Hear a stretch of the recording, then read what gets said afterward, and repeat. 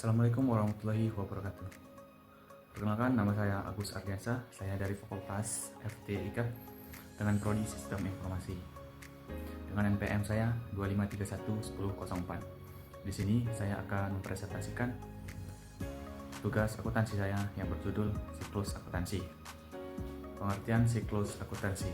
Siklus akuntansi adalah serangkaian proses sistematis yang dilakukan perusahaan untuk mencatat, mengklarifikasi, meringkas, dan melaporkan transaksi keuangan selama satu periode tertentu, biasanya 1 bulan atau 1 tahun. Proses ini dimulai dari mencatat transaksi hingga menyusun laporan keuangan, lalu ditutup dengan penutupan buku agar siap digunakan pada periode berikutnya. Nomor 2. Tujuan siklus akuntansi: menjadikan informasi keuangan yang akurat bagi pemilik, manajemen, investor, kreditur, dan pihak lain, membantu pengambilan keputusan yang tepat, menjamin bahwa pencatatan keuangan yang sesuai dengan prinsip akuntansi, menyajikan laporan keuangan yang dapat mempertanggungjawabkan dan memenuhi kewajiban hukum atau pajak. Nomor 3.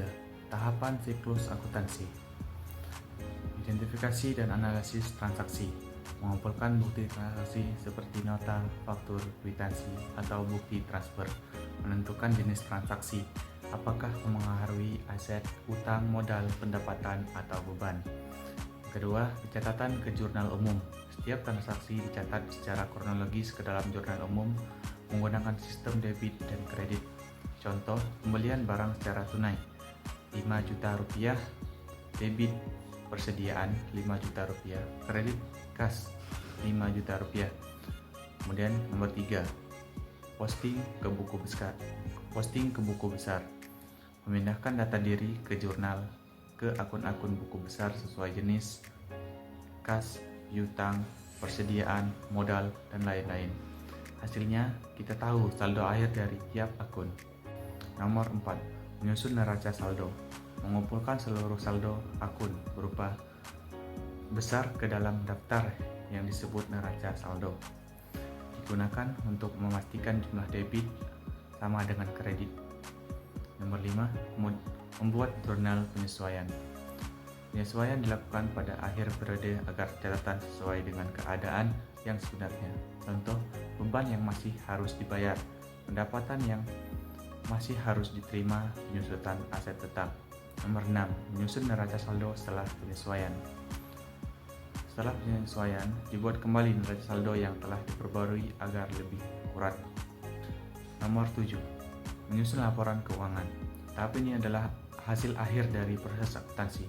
Laporan keuangan meliputi laporan laba rugi, menentukan laba atau rugi periode berjalan, laporan perubahan modal, menunjukkan perubahan modal pemilik, neraca, menunjukkan posisi keuangan, aset, utang, modal, laporan arus kas, jika diperlukan, menunjukkan aliran kas masuk dan keluar.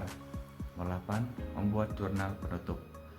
Menutup akun sementara, pendapatan, beban, prive, sehingga siap untuk periode akuntansi berikutnya. Nomor 9. Menyusun neraca saldo setelah penutupan. Memastikan hanya akun permanen, aset, kewajiban, modal yang tersisa di awal periode baru. Terima kasih. Thank you for watching. Wassalamualaikum warahmatullahi wabarakatuh.